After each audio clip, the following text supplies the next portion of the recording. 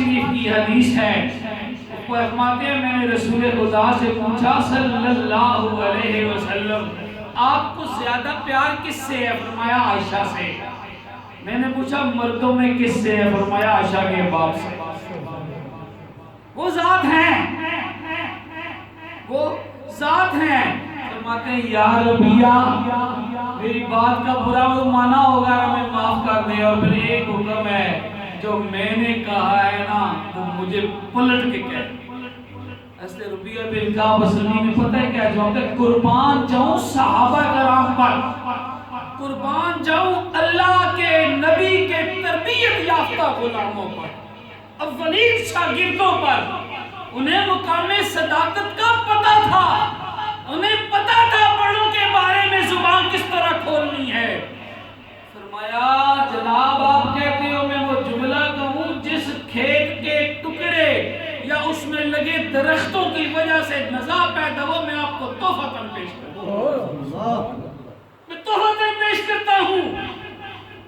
اور دوسری بات، ربیہ میں جرت کہاں ہے کہ وہی جملہ میں آپ کو کہوں؟ یہ میں نہیں کر سکتا۔ جناب ابوبکر صدیق نے کہا یا ربیہ جب تک تو کہے گا نہیں میرے دل کو قرار نہیں آئے گا، کہہ دے ورنہ میں جا کر اپنے آقا کی بارگاہ میں تیری شکایت لگاؤں۔ اب مان دیکھیں میں زیادتی کروں، خدا نہ خواستہ اللہ نہ کرے میرا بیٹا بھائی بیٹھا ہے اور میں ہی کہوں پیر صاحب سے میں شکایت لگاؤں گا، میرے اندر ایک ہی چیز ہوگی نا کہ مجھے دعویٰ نہیں یا دخل ہوگا، ورنہ انہوں نے تو انصاف کرنا ہوتا ہے، جو سربراہ ہوتے ہیں دربار کسی بھی دربار کے۔ لیکن مان تھا اپنے آقا و مولا پر کہ ربیہ وہ بات مجھے کہہ، میرا حکم مان، نہیں مانے گا میں اللہ کے نبی کے پاس جا کر تیری شکایت کروں گا۔ ربیہ بن کعب اسلمی نے عرض کی یا رسول یا ابوبکر صدیق میں نہیں کہہ سکتا، چل پڑے۔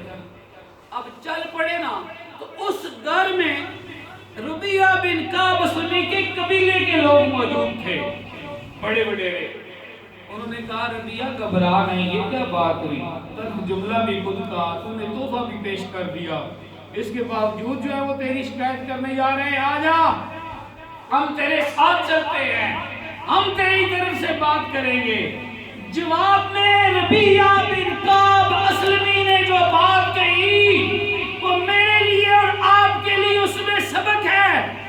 اور اس دور میں صحابہ کرام کی عزت کے خلاف جو سوشل میڈیا پر بدبخت بولتے ہیں، آپ نے سنا ہوگا آپ میں سے کئی لوگوں نے جس طرح توہین ہوئی ہے صحابہ کرام کی، ان کے لیے اس میں عبرت کا مقام ہے۔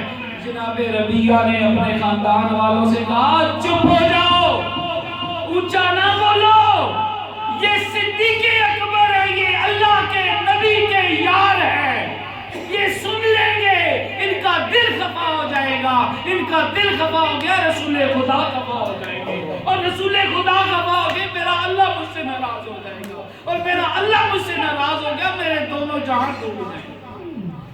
دوستان عزیز وقار